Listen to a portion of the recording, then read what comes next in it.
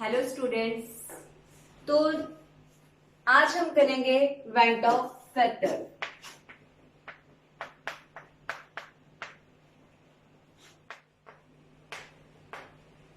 जैसा कि हमने लास्ट टॉपिक में elevation in boiling point and depression in freezing point किया था, और अब हमारा यूनिट में जो लास्ट टॉपिक है वेंट ऑफ फैक्टर है, तो आज हम इसके बारे में स्टडी करेंगे।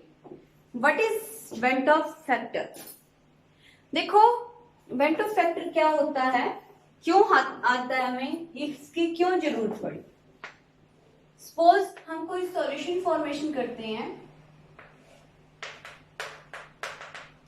तो जब भी हम कोई सॉल्यूशन फॉर्मेशन करते हैं, उसमें जब हम कोई सब्सटेंस ऐड करते हैं, फॉर एग्जांपल हमने शुगर ऐड किया, 1 मोल शुगर। अब जब हमने इसमें 1 मोल शुगर ऐड कर दिया है, तो शुगर डिसॉल्व होने के बाद, शुगर एक कोवेलेंट कंपाउंड है जो कि डिसॉल्व होने के बाद वहां पे आयनाइज नहीं होगा कोवेलेंट कंपाउंड नेचर के कारण, तो इसके नंबर ऑफ मोल्स रहेंगे सेम आफ्टर डिसोल्यूशन। ठीक है, इसमें ना एसोसिएशन होगी ना डिसोसिएशन होगी, जिसके कारण जो हमारी कोलिगेटिव प्रॉपर्टी है उसकी वैल्यू सेम रहेगी। जैसे कि हम जानते हैं कि कोलिगेटिव प्रॉपर्टी है वो डायरेक्टली डिपेंड करती है quantity of solute dissolve in solvent. जितनी क्वांटिटी हमारे सॉल्वेंट में हमने सॉल्यूट की डिसॉल्व की है, उस पे हमारी कोलिगेटिव प्रॉपर्टी डिपेंड करती है। क्वांटिटी मींस जितने नंबर ऑफ मोल्स हम डिसॉल्व करते हैं। अब इस सॉल्वेंट में हमने 1 मोल ऑफ शुगर डिसॉल्व करेंगे, तो इस 1 मोल ऑफ शुगर पे हमारी कोलिगेटिव प्रॉपर्टी की वैल्यू डिपेंड करेगी।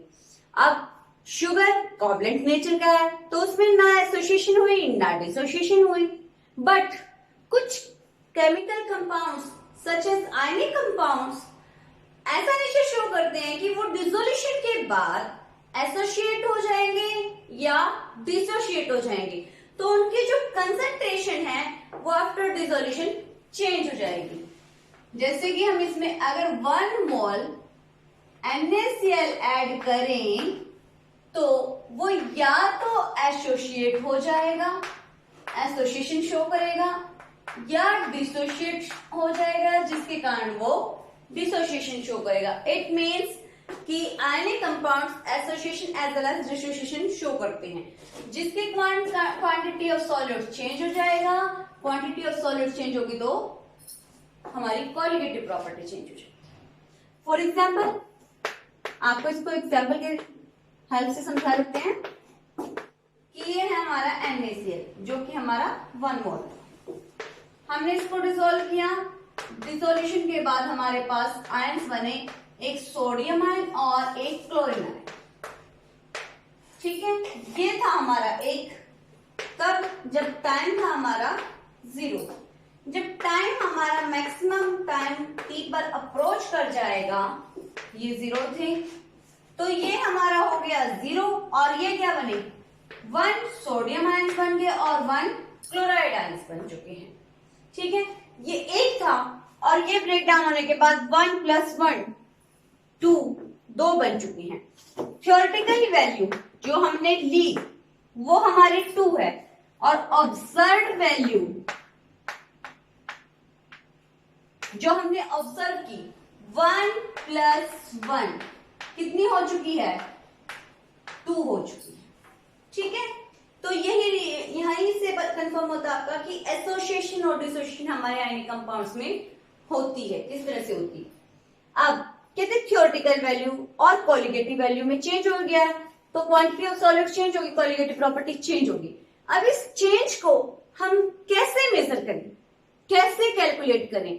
तो इसको कैलकुलेट करने के लिए जाना गया वेंट ऑफ फैक्टर, हेल्प ली गई वेंट ऑफ फैक्टर, जिस फैक्टर की हेल्प से हम थ्योरेटिकल वैल्यू को और ऑब्जर्व वैल्यू के कितना एरर पॉइंट आया वो कैलकुलेट करते हैं, तो वो वैल्यू है हमारी went Hoff factor. Went Hoff factor को हम लिखते हैं आई से। आई क्या है? जितनी हमारी थ्योरेटिकल वैल्यू आएगी डिवाइड में ऑब्जर्व वैल्यू आएगी। थ्योरेटिकल वैल्यू इसकी theoretical value of colligative property and observe value of colligative property कितना चेंज होगा, ये हमें वेंट ऑफ फैक्टर बताएगा। Is it clear? अब हम इसको वन बाय वन, आप जैसे इसकी टेबल बनाते हैं, हम उसकी टेबल में हेल्प से बताते हैं कि कॉलिगेटिव प्रॉपर्टी में कैसे वेंट ऑफ फैक्टर में कैसे मॉलिक्यूलर मास में किस तरह से चेंज होगा।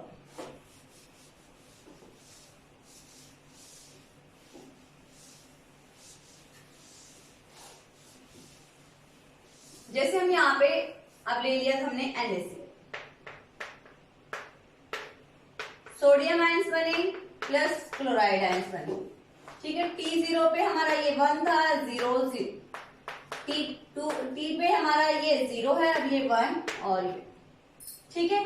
आई हमारा आया था theoretical value of colligative property and observed value of colligative property, ठीक है।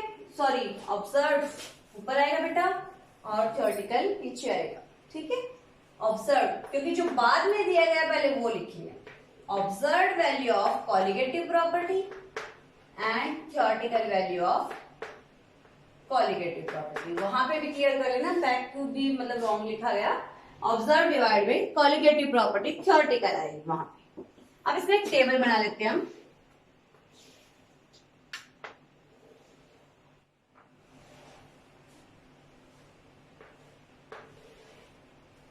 यहां पे हमने लिखा क्वांटिटी ऑफ सॉल्यूट, ठीक है। यहां पे हमने लिखी कॉलिगेटिव प्रॉपर्टी, यहां पे हमने लिखा मोलर मास, ठीक है। यहां पे हम एक कॉलम और बना लेते हैं इस तरफ करके।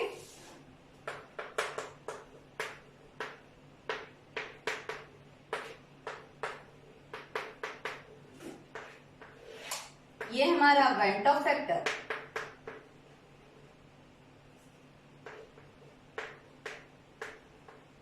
और यहां पे हमारा बताएगा एसोसिएशन है या डिसोसिएशन।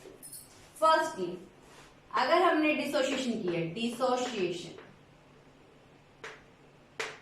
डिसोसिएशन हमने कहते जब डिसोसिएशन की, देखो डिसोसिएशन का केस हमारे पास है कि एक था और दो में ब्रेक डाउन हो गया। ऑब्जर्व्ड कॉलिगेटिव प्रॉपर्टी डिवाइड में थ्योरेटिकल, तो I इक्वल टू क्या है? I क्या था हमारा ऑब्जर्व के लिए? 2, 1 + 1 2 हो चुका था। डिवाइड में थ्योरेटिकल हमारा क्या था? 1, तो हमारी I की वैल्यू क्या आई? 2, जो कि क्या है? ग्रेटर देन 1, एक से ज्यादा है। कि वेंट ऑफ फैक्टर की वैल्यू डिसोसिएशन के लिए क्या होगी? Greater than I greater than 1, एक से ज्यादा होगा डिसोसिएशन के केस में। अब डिसोशिएट हो गया, क्वांटिटी हमारी क्या हुई? इंक्रीज, बढ़ गई अभी। पहले हमारा 1 मोल था, 2 मोल हो चुकी है डिसोल्यूशन के बाद, तो कंसंट्रेशन हमारी इंक्रीज होगी। कॉलिगेटिव प्रॉपर्टी हमारी कंसंट्रेशन पर डायरेक्टली डिपेंड करती है। Colligative property directly depend upon concentration, ठीक है। तो कंसंट्रेशन पे डायरेक्टली डिपेंड करे तो कॉलिगेटिव प्रॉपर्टी भी हमारी इंक्रीज हो जाएगी। मोलर मास क्या होगा?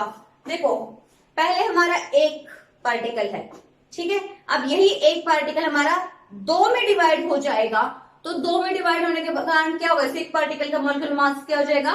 कम हो जाएगा। तो यहाँ पे हमारा मॉलिक्यूलर मास हो जाएगा डिक्रीज। आप इसको वैसे भी कर सकते हो कि जब हम कॉलिगेटिव प्रॉपर्टी स्टडी करते हैं तो वहां पे मोलर मास हमारा रिवर्स में है, ठीक है। जो मोलर मास है वो हमारी कॉलिगेटिव प्रॉपर्टी के एंटी डायरेक्टली प्रोपोर्शनल है, इनवर्सली प्रोपोर्शनल है, तो हमारा मॉलिक्यूलर मास डिक्रीज हो जाएगा। जब हमने की एसोसिएशन, अब हम एसोसिएशन के लिए एग्जांपल लेते हैं। सेकेंड एग्जांपल हमारा हमने लिया एसिटिक एसिड, ये हमारा है एसिटिक एसिड। 2 मॉलिक्यूल ले लिए हमने इसकी, 2 नंबर ऑफ मोल्स लिए हमने, 2 मॉलिक्यूल्स लिए एसिटिक एसिड के, इसको हमने ऐड किया इसमें, डीप किया इसको बेंजीन। बेंजीन में जब हम एसिटिक एसिड को डीप करते हैं, जब उसको ऐड करते हैं तो वो डाइमराइज कर जाता है। ये क्या करेगा बेटा, डाइमराइज कर जाएगा, इसके दोनों मॉलिक्यूल्स आपस में इस तरह से डाइमराइज कर जाते हैं, डाइमराइजेशन हो जाता है दोनों मॉलिक्यूल्स। ठीक है, अब देखिए नेक्स्ट है हमारे पास, यहां पे ऐसे डाइमराइजेशन हो जाएगा दोनों मॉलिक्यूल्स का एसिटिक एसिड के। अब हमारे पास क्या हुआ इसमें, एसिटिक एसिड में देखिए फर्स्ट कितने मॉलिक्यूल्स थे, 2। ठीक है, यहां पे लिख देते हैं इसको रब करके, फर्स्टली मॉलिक्यूल कितने थे, 2, जब टाइम था हमारा 0। जब टाइम हमारा मैक्सिमम पे पहुंच चुका है, T2 हो चुका है, यहाँ पे इसकी कंसंट्रेशन क्या थी, 0। जब टाइम T हो चुका है और ये डिवाइड होना स्टार्ट हुआ हमारा, जैसे इसके मॉलिक्यूल्स हमारे, तो 2 से क्या बना है, 1 बन गया। कितने बन गया, 2 से पहले 0 था, पहले था 0, उसके बाद ये हुआ 0 और ये कितना बन गया, जुड़ गया आपस में। 2 मॉलिक्यूल्स आपस में कंबाइन हो चुके हैं और वो 1 मॉलिक्यूल बन चुका है। ठीक है, और 1 मॉलिक्यूल एसोसिएशन हो गया, अब 1 बन गया, क्वांटिटी क्या होगी, डिक्रीज। ठीक है, कोलिगेटिव प्रॉपर्टी भी क्या हो जाएगी, डिक्रीज, क्योंकि वो डायरेक्टली हमारे किस पर डिपेंड करती है, क्वांटिटी पर। मॉलिक्यूलर मास इसका एंटी रिवर्स है, तो मॉलिक्यूलर मास क्या हो जाएगा, इंक्रीज। अब अफेक्ट क्या हुआ, आई पे हमारी क्या थी, observed value of colligative property divide में theoretical value of colligative property. अब ऑब्जर्व्ड वैल्यू कितनी आई है, 1, थ्योरेटिकल हमने कितना लिया था, 2, तो हाफ आया हमारा 0.5 आ गया। कितना आया, देखिए दोबारा से, एसिटिक एसिड था जिसमें 2 मॉलिक्यूल लिए थे हमने, बेंजीन में जब हमने इसको ऐड किया तो वो डाइमराइज कर गया, दोनों मॉलिक्यूल्स के आपस में कंबाइन हो गए और 1 बन गया। फर्स्ट उसके 2 नंबर ऑफ मोल्स थे T0 पे, और जब टाइम मैक्सिमम पे अप्रोच कर गया तो उसकी कंसंट्रेशन क्या हो गई, 0, और प्रोडक्ट कितना बना हमारा, 1। 2 से 1 मोल बन गई, तो हमारा वेंटो फैक्टर क्या है, 1/2, कितना आया, 0.5, लेस देन 1। ठीक है, कितना आया, लेस देन 1 से कम। ठीक है, तो ये टेबल हमें हमेशा, अगर हमें वेंटो फैक्टर का कंसेप्ट करते हैं न्यूमेरिकल में, ये टेबल हमारी हेल्प करती है। ठीक है, नेक्स्ट हमारे पास इसको हम association, degree of association dissociation के फॉर्म में हम इसको करेंगे।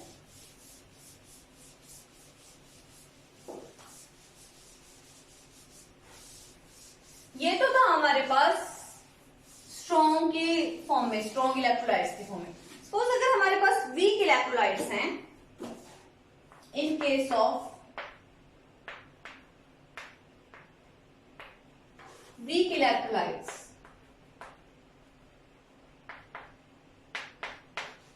हमारा वीक इलेक्ट्रोलाइट्स के केस में कैसे होगा। अब पहले हम लिख ले कि हमारा आई वेंटो फैक्टर क्या था, ऑब्जर्व कोलिगेटिव प्रॉपर्टी डिवाइड में थ्योरेटिकल कोलिगेटिव प्रॉपर्टी। अब देखिए कोलिगेटिव प्रॉपर्टी क्या है, कोलिगेटिव प्रॉपर्टी हमारे जितनी भी स्टडी करते हैं, जैसे RLVP relative lowering of vapour, directly depend करता है हमारा मोल फ्रैक्शन पर। TB elevation in boiling point, elevation in freezing point, किस पे डायरेक्टली डिपेंड करते हैं, हमारी मोलैरिटी पर। वेपर प्रेशर हमारा किस पे डिपेंड करता है, हमारा कंसंट्रेशन पर। ठीक है, और टेम्परेचर। तो जितने भी हम कोलिगेटिव प्रॉपर्टी स्टडी करते हैं वो हमारे कंसंट्रेशन पे डिपेंड करती है, और कंसंट्रेशन में हमारा जो मोलर मास होता है, अगर हम कंसंट्रेशन में देखें, हमारा नंबर ऑफ मोल्स डिवाइड में हमारा जैसे क्या होगा, मोलर मास हमारा दिया होगा। अब मोलर मास हमारा वहां पे रिवर्स में आता है। अब मोलर मास में की फॉर्म में, अगर हम आई की फॉर्म में मोलर मास को बताते हैं, हम वेंटो फैक्टर को हम सेकेंड वे में किस तरह से लिख सकते हैं, कहते अगर हम मॉलिक्यूलर मास की फॉर्म में वेंटो फैक्टर को लिखना चाहते हैं तो कोलिगेटिव प्रॉपर्टी मोलर मास के इनवर्सिबल प्रोपोर्शनल है, इनवर्सली प्रोपोर्शनल है। तो यहाँ पे क्या हो जाएगा, रिवर्स हो जाएगा, theoretical value of molecular mass divide में observed value of molecular mass, जो थ्योरेटिकल वैल्यू दी होगी एंड ऑब्जर्व्ड वैल्यू होगी। देखो जब हमारे पास एसोसिएशन और डिसोसिएशन होती है तो हमारा मॉलिक्यूलर मास भी चेंज हो जाता है, सब्सटेंस का कम और ज्यादा, जैसे कि हम पढ़ चुके हैं। तो यहीं से कहते हैं जब हमारा कम या ज्यादा होगा due to association and dissociation, तो वो मॉलिक्यूलर मास हमारा अबनॉर्मल मास कहलाएगा। ठीक है, उसको मोमेंटम फैक्टर की फॉर्म से कितना चेंज हुआ है कैलकुलेट कर सकते हैं। अब हम बात कर रहे थे वीक इलेक्ट्रोलाइट्स के केस की। वीक इलेक्ट्रोलाइट्स के केस में हम डिग्री ऑफ डिसोसिएशन और एसोसिएशन चेक करते हैं, मींस वो किस रेट में डिवाइड हो रहा है और किस रेट में वो एसोसिएट हो रहा है, ये स्टडी हम करते हैं। जैसे हम करते हैं degree of, first case degree of dissociation study करते हैं हम फर्स्टली। ठीक है, जिसे हम किससे किससे रिप्रेजेंट करते हैं, अल्फा की फॉर्म में रिप्रेजेंट करते हैं। सपोज थ्योरेटिकली हमारे पास एक हाइपोथेटिकल इक्वेशन है जिसमें हमारे पार्टिकल्स कितने हैं, ए एन। ए मतलब कोई बड़ा पार्टिकल्स है जिसमें small particles n number of particles combine हो रहे हैं। जब हमने इसको डिसॉल्व किया तो इसमें से number of A number particles बन गए, एन ए पार्टिकल्स। जब टाइम 0 था तो ये हमारा 1 था, जब टाइम t हुआ तो इसमें से अल्फा अल्फा करके पार्टिकल्स टूटते रहे। ठीक है, अल्फा अल्फा करके पार्टिकल्स टूटते रहे। आप इसको दूसरी तरह भी कर सकते हो। फॉर एग्जाम्पल मैं आपको यहाँ पे बता देती हूँ, सोडियम क्लोराइड है हमारा, जैसे कि आपने डिसोसिएशन में किया था Cl नेगेटिव, और हमारे ये 100 पार्टिकल्स हैं, ये हमारे 0। जब हमारा टाइम 0 था तब की बात है, जब हमारा टाइम t हुआ तो उसमें से 100 में से हमारे पार्टिकल्स किस रेट से डिवाइड हो रहे हैं, 50 की रेट से डिवाइड हो रहे हैं। ठीक है, तो उसके बाद ये कितने बने, जैसे कि हमने देखा था कि 1 से वो 2 बन रहे थे, अब 50 से वो 50 बन जाएंगे। ठीक है, तो नेक्स्ट चेंज हमारा कितना हुआ, total change 100 minus 50 plus 50 plus 50, कितने पार्टिकल्स टोटल हमारे बने, 150 बन गए डिसोसिएशन के बाद। इसी तरह से इसमें है, ठीक है, कि हमारा 1 पार्टिकल हमने लिया। दोबारा बता देते हैं, वहां पे एक बार दोबारा से रिवाइज कर लो, कहीं कंफ्यूज हो जाओ। कहते सोडियम क्लोराइड है, सपोज हमने उसके 100 मॉलिक्यूल्स लिए। जब हमने स्टार्ट किया बिफोर डिसोसिएशन वहां पे 0 पार्टिकल्स थे, मॉलिक्यूल्स नंबर ऑफ मोल्स वहां पे सोडियम के और क्लोरीन के 0 थे।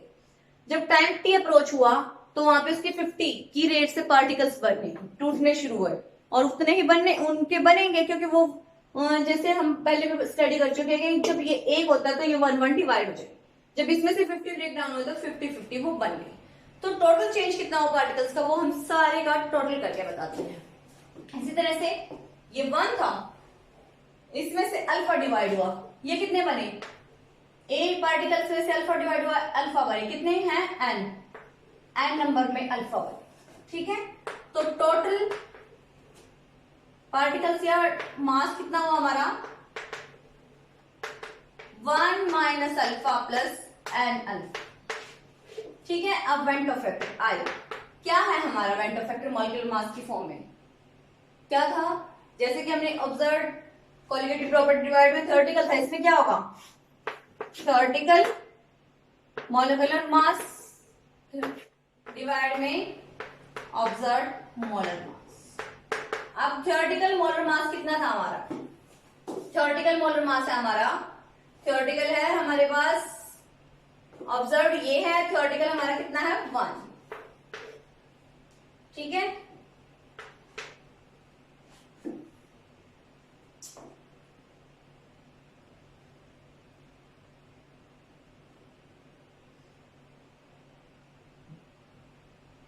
थ्योरेटिकल मीन्स वहां पे हमारा ये निकलेगा बेटा, जो हमारा निकाला है। ठीक है, ये था हमारा ऑब्जर्व। इज इट क्लियर, वहां पे हमारा जो थ्योरेटिकल मतलब हमने जैसे किया है ऑब्जर्व, ये हमारा आएगा। अब आई इज बटो आप मल्टीप्लाई करोगे, I1 आई हो जाएगा, कितना आया 1 minus alpha plus n alpha. अब इसको कॉमन ले लो, इसमें से अल्फा 1 माइनस अल्फा हमने कॉमन ले लिया 1 प्लस एन, यहां पे हमारे पास आ चुका है। अब हम इसमें क्या करें, दोनों तरफ इक्वेशन में दोनों तरफ 1 से सब्ट्रैक्ट कर, दोनों तरफ हम क्या करेंगे इक्वेशन को में 1 से सब्ट्रैक्ट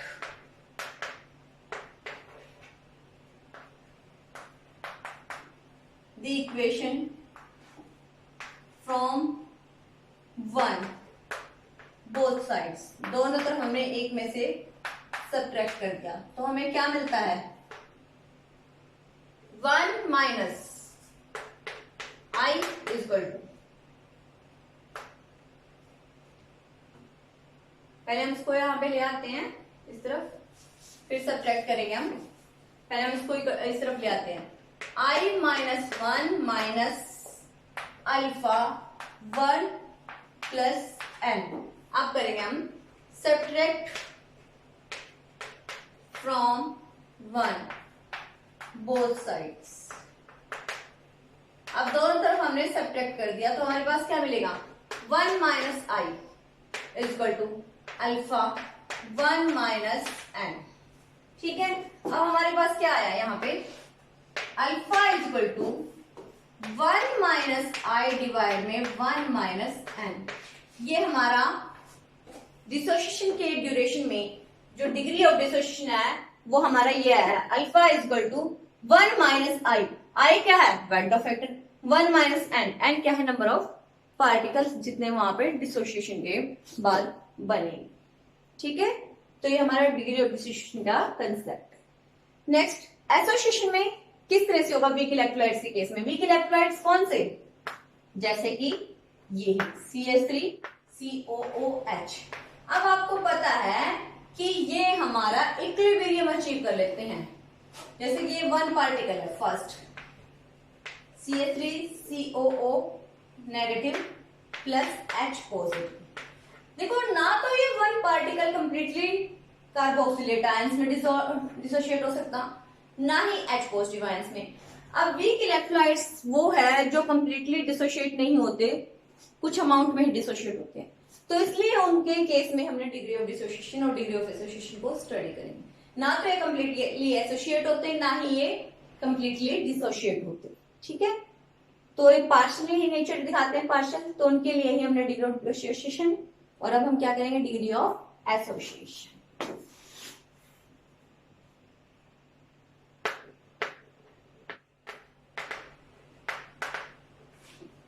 अब डिग्री ऑफ एसोसिएशन में क्या होगा,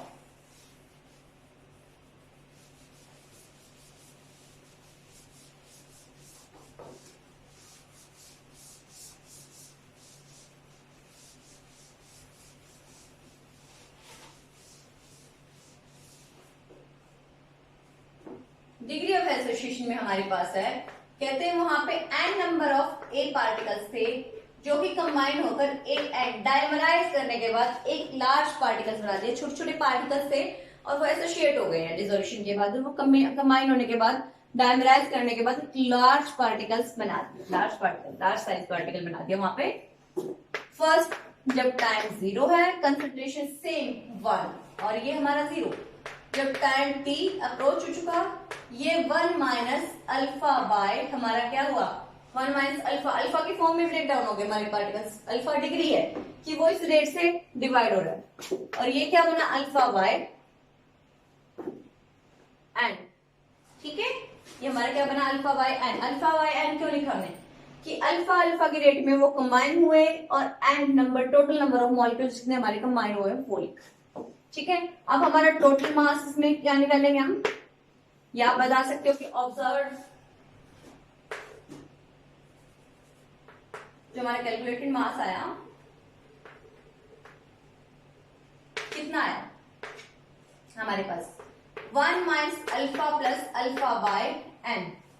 हमने एन एलसीएम ले लिया, या आप एलसीएम ना लीजिए, सिंपली इसमें भी कर सकते हो। 1 माइनस अल्फा हमने कॉमन ले लिया, 1 प्लस 1 बाय एन, इतना आ चुका। ठीक है, अब आई वेंट ऑफ फैक्टर कितना था हमारा, सेम उसी तरह से थ्योरेटिकल मॉलिक्यूलर मास डिवाइड में ऑब्जर्व्ड मॉलिक्यूलर मास, क्या हो जाएगा 1 minus alpha 1 plus 1 by n divide में 1, यहां पे जाके 1 मल्टीप्लाई करेंगे तो इक्वल हो जाएगा, क्या आ जाएगा यहाँ पे आई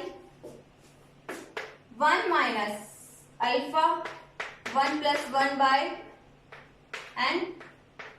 अब ये 1 यहाँ पे i minus 1 minus alpha 1 plus 1 by n, same जैसे हमने पीछे किया था, सब्ट्रैक्ट फ्रॉम 1 बोथ साइड्स, दोनों तरफ हम 1 से सब्ट्रैक्ट कर देंगे और हमें क्या मिलेगा 1 minus i equal alpha 1 minus 1 by N.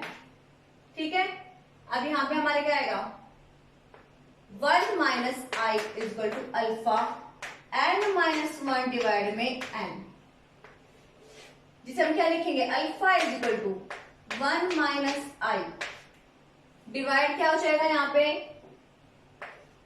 N ऊपर चला जाएगा और एन माइनस 1 हमारा नीचे आ जाएगा।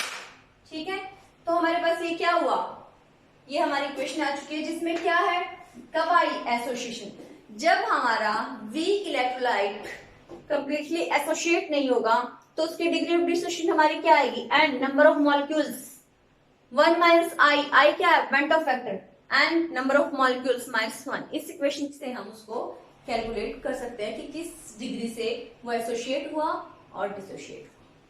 ठीक है, तो आज हमने क्या क्या पढ़ा है कि वेंट ऑफ फैक्टर क्या है, वेंट ऑफ फैक्टर की हमने कैलकुलेशन की जरूरत क्यों हुई, कि वहां पे किस तरह से जो हमारे आयनिक सब्सटेंस है वो एसोसिएट होते हैं, डिसोसिएट होते हैं, उनके नंबर ऑफ मॉलिक्यूल्स चेंज होते हैं, जिसके कारण कंसंट्रेशन चेंज होगी, क्वालिटेटिव प्रॉपर्टीज चेंज होगी, जिनको कैलकुलेट करने के लिए हमें वेंट ऑफ फैक्टर की रिक्वायरमेंट होगी, और जिसका इफेक्ट मॉलिक्यूलर मास पे भी होगा, किस तरह से होगा वो टेबल से हमने स्टडी भी किया है।